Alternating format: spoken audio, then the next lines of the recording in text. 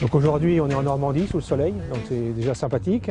On est chez notre productrice Carole, et donc pour nous c'est important puisque ce sont des producteurs qui partagent les mêmes valeurs, et donc du naturel, de la saveur, et puis une grande découverte de produits locaux.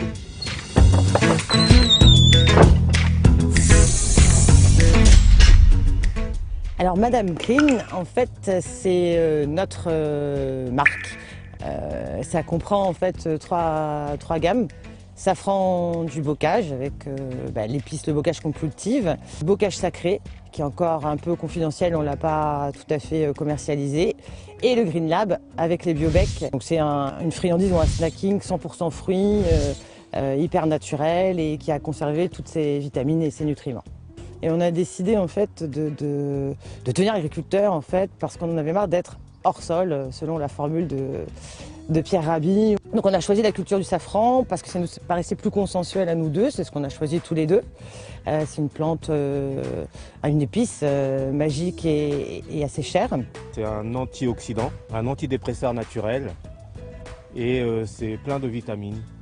C'est un exhausteur de goût aussi. Voilà pourquoi on a choisi la culture et suite en fait à la culture, on a utilisé un déshydrateur. Et c'est le déshydrateur en fait qui a été le facteur déclenchant pour la création des snackings bio.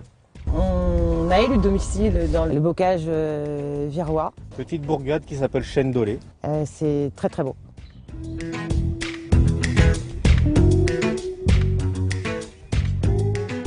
Le bio pour nous c'était